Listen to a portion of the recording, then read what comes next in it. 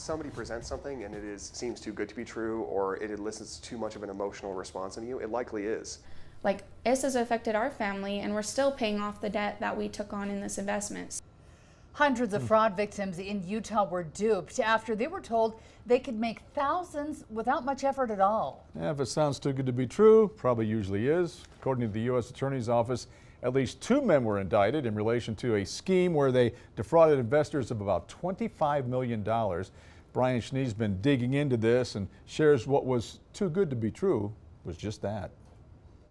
The pitch to investors was simple. Pay in for tens of thousands of dollars, then get the return on your investment within 12 to 18 months with thousands of dollars in monthly take-home cash after that. The problem? There was no return to victims, while the 2 men indicted allegedly took over $26 million. There's no get rich quick. Just don't trust everybody's idea of wealth, and if someone's really flashing it, they probably really don't have it. An investment where Megan Elder thought the passive income could change her family's life. And I was like, oh my gosh, this is a great opportunity for us since I'm at home and like our kids are babies, we can't really afford daycare and all that. So it'd be great for us to put some of our savings into. We can have a business, have that monthly cash flow that everybody like dreams about. Like hundreds of others. How much did you give them initially? So we made the initial $40,000 investment. She paid thousands of dollars to Alpha Influence LLC in hopes of seeing the promised return. We were like all in, that was a significant amount of money for us. We're a single income family. My husband runs his own business. We're self-employed. So it was a really big leap of faith. She worked with Cole Brimhall, seen here on his Facebook page, a sales agent at the company which would set up Amazon stores for their investors. How good did it look on social media? Oh, amazing. You know, these guys are living this lifestyle you want. They're young, like hustlers. The items listed were being drop shipped, which is when a purchased item comes from a different supplier than where it was bought. This goes against Amazon business policies. Cease and desist letters started coming. Megan's store was shut down. The passive income never came pouring in, and like many others, Megan is out the investment. It weighs on me a lot. Like my husband was like, if this doesn't work out, I don't want to get emotional. He's like, then you don't get to make more business decisions. And sorry, it's like a lot bigger, you know. But we've like recovered, we're fine.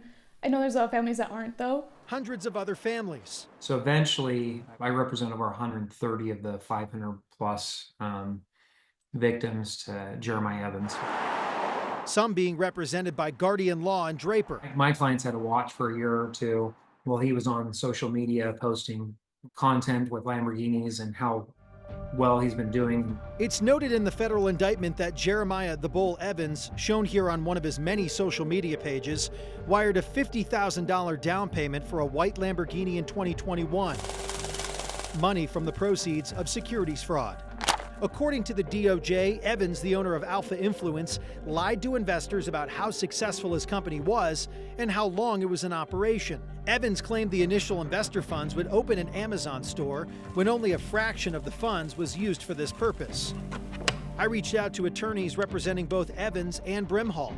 Brimhall's attorney replied to me saying, although a minor player in this business, he, Cole Brimhall, was the first one to take responsibility for his reckless actions, 1 count of fraud in the offer and sale of securities, and is working hard to repay those whose investments failed.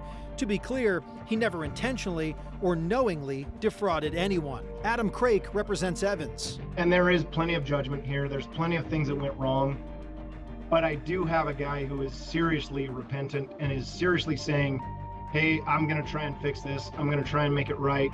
I know I've hurt people. I thought I did enough research. Meanwhile, victims like Megan hope they get some of their investment back as the court process works itself out. Is it harder to trust a little bit now? Yeah, it is hard, and I think it just really shut our whole family down for the idea of other opportunities outside of what we can control because it didn't go well. And sometimes you have to learn those hard life lessons, but for us that was enough. One and done is enough for us.